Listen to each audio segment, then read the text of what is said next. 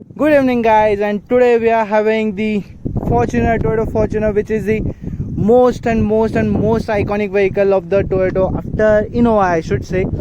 And let's straight go to the engine bay of the vehicle. And just a minute. Yeah, it's too much heavy. You can see the D40 written on the engine. That's the massive engine of this vehicle. It's 3.0 liter engine and producing 170 horsepower. And this is the breathing of the vehicle. This vehicle breathes through it, and that's the working hood of the vehicle. And this is the headlight washer. May I come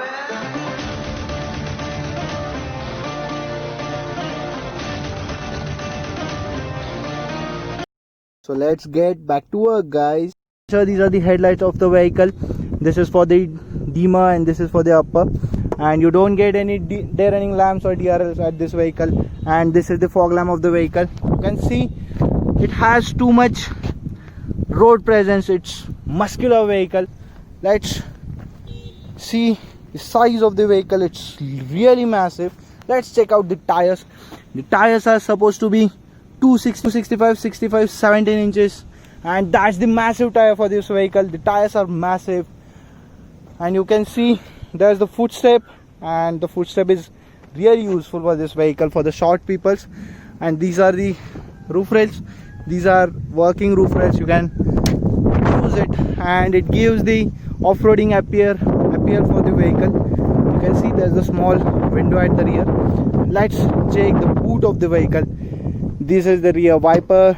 That's the spoiler of the vehicle, company fitted spoiler. That's the danger light, and this is the wiper. Let's check the boot. You don't get any electronic boot opening system for the vehicle, and you have to press that button and then the boot gets open. You can see the boot is not that good, but it's massive, I must say. You get enough boot space. What's this? That's the stuff of the what do we say, stepney. And this is the third row. Children could sit over here, and you get a bottle holder at the rear. Like this, you can fold for getting more rear space. If you want to increase the boot space, just go at here. Here's the handle. Just press it, it goes down, and then pull it upside, and like this, hang it over here. Oh no, it's too much difficult for single person, but I guess you got it. Like this, you are supposed to hang it, and I'm leaving it downside. Let it be. Like this, you can increase the boot space up to, and that's the rear side of the vehicle. Let's close the boot, and that's heavy. That's really heavy. If you're not going to gym, then doing all this stuff, you can get some exercise. So it's the chrome treatment given for the handle by the Toyota. It looks really rich feel, isn't it? So let's quickly go to the rear seats, and there's where the owner is going to sit. And these are the door pockets. You can see, here's the bottle holder and some space to keep your stuff. So let's get quickly inside.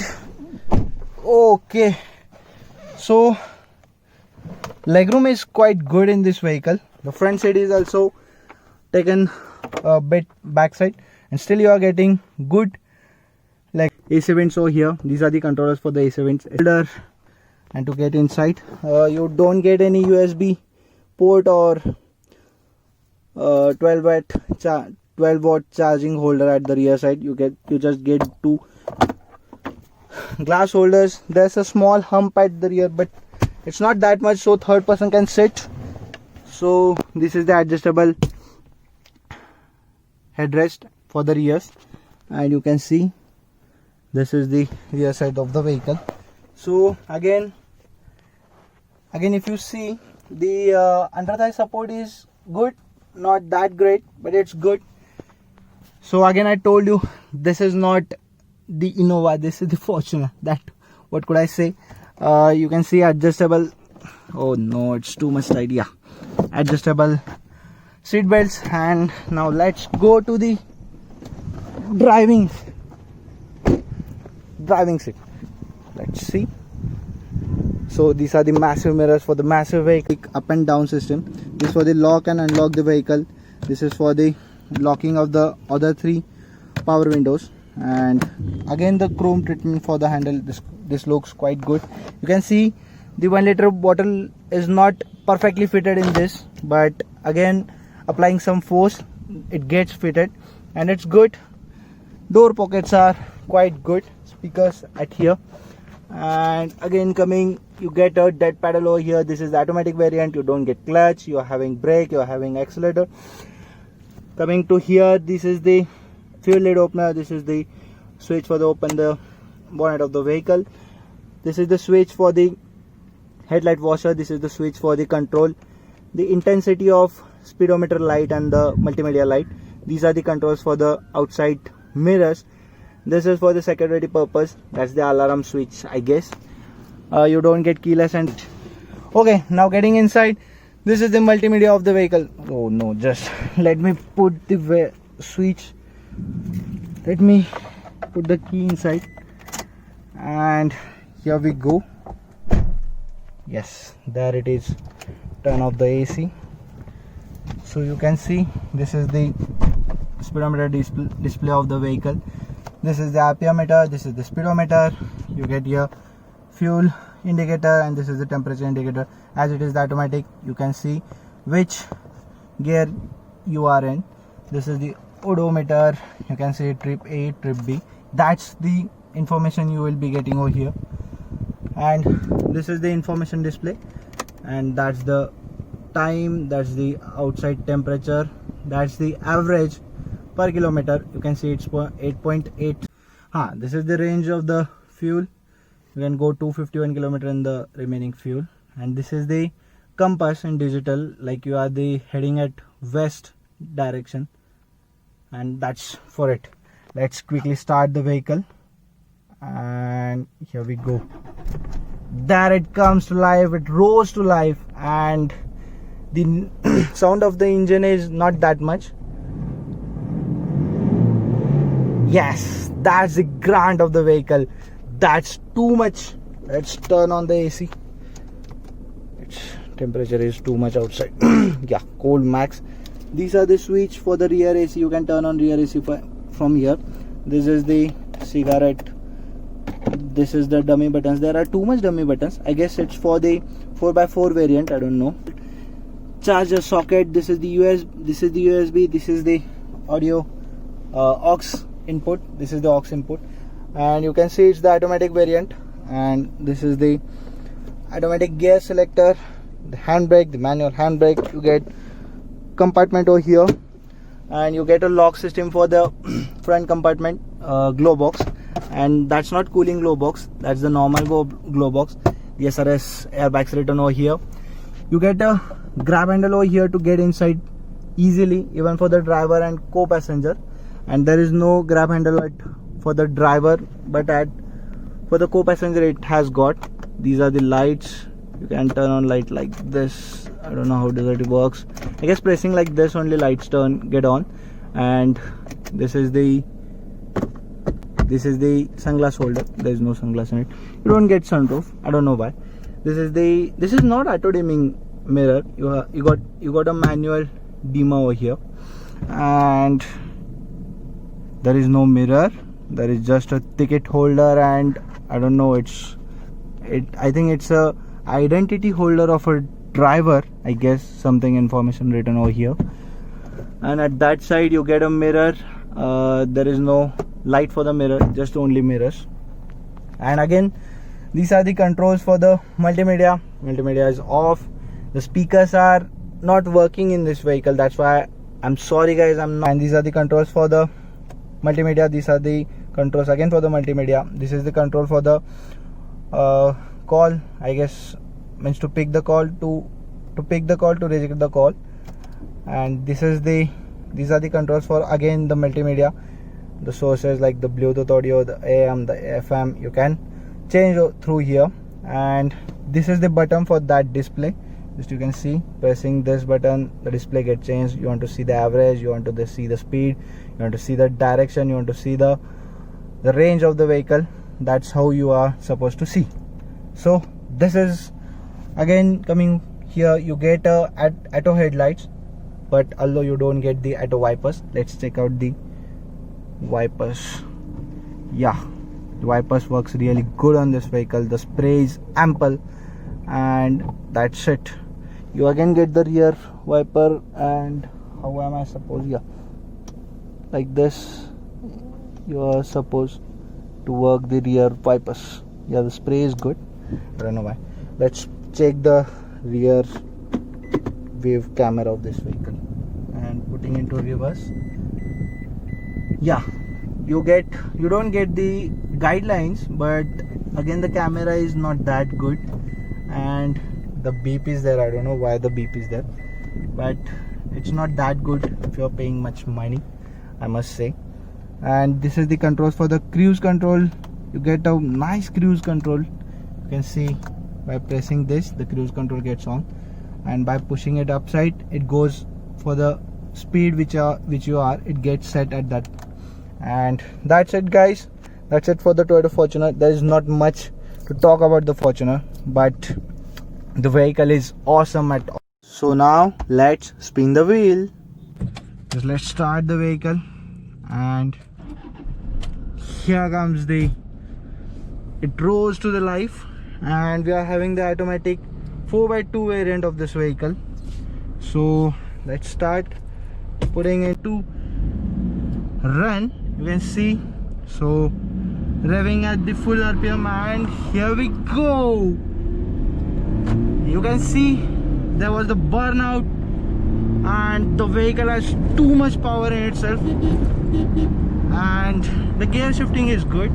I'm not that much impressed with the gear shifting, and you can see as you will be observing, the camera is getting too much vibrated. That's because of the vehicle suspension, I could say, and it's not that soft, it's not that stable.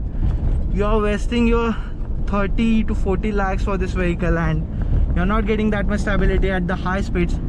It's not even the high speed, it's the normal speed. You can see I'm at the normal speed at the highway, and still there's too much, what we can say, too much vibrations, or it's not that stable which I was expecting from the Toyota. Like the Fortuner, like the Innova, is too much comfortable. This vehicle is not that comfortable.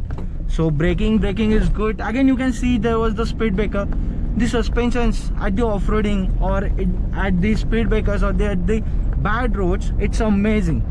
So if you are living in somewhere like rural area, buying this vehicle is the first preference, I could say, if you are having that much money. But again, let's see. Yeah, that was too much easy for the vehicle. The speed breakers, it goes like it's nothing for the vehicle. That's the power of the Toyota Fortuner, I must say. And at the steering, it doesn't feel like you are driving such a white elephant. It's literally a white elephant. You can see the color of the vehicle is also white. It's a white elephant, I must say. Again at city, you can see I'm stuck. It's not that easy. People look at you like, what is this? So that is the most iconic feeling, I must say, of this vehicle. When you're sitting in this vehicle, you will feel like you're sitting like a king. You are king of the road. And seriously, this vehicle, the power of the vehicle, you can see it doesn't get much power, but torque it's at high level. So power is decent. You don't expect the SUV should speed up in quick seconds or all, but at the off-roading, or at literally off-roading areas, the vehicle will never disappoint you. This vehicle will never disappoint you. I can give a word of that. So now again I'm stuck in the traffic. That's why, but still you can see now I am at the normal speed. It's too much comfortable at normal speed, but not for the long routes and all. So you can see the road presence, like you can see the bonnet, length of the bonnet. So it's too much amazing vehicle. Amazing, just amazing. It's the second generation of the vehicle, and now this generation is not for the sale. But even if any person is willing to buy or having an idea to buy a second-hand vehicle, I would suggest you to buy it. I won't say that you shouldn't buy this vehicle, but if you are mad for having high speeds, going at the high speed on the highways, this vehicle is not for you guys. Seriously, this vehicle is not for you. It don't have that much control. It doesn't have that much control. You can see the power is too much. That's the vehicle in front of us, the same vehicle we are driving. Power is good. The suspensions at bad road, it's awesome. You can see I'm not applying a brake at speed breakers, and still I'm not feeling there that it was a hump or it was a speed breaker. If you are driving a Innova or if you are driving a sedan, you have to apply brake over there, but this vehicle you are not supposed to. See the power, guys. That's the amazing thing of the vehicle. But again, at top speed, I'm quite afraid to hit such top speeds. You can see body roll is not that much. Body roll is at lowest height. That's the amazing thing. Again, braking is good. Okay, here we are at ground, and you can see this kind of things this vehicle is made for. You can see what an ease. I'm driving with ease in this ground and all stuff. So this is what you got, and thank you guys for watching this video. I just hope you are getting much information of this vehicle, and that's it. I would suggest not to take this vehicle for the top speeds. This vehicle is easy to go at the off-roads. Thank you guys. I wish you liked the video. If you liked, give me likes, and if there are any suggestions, please tell me, please. Thank you.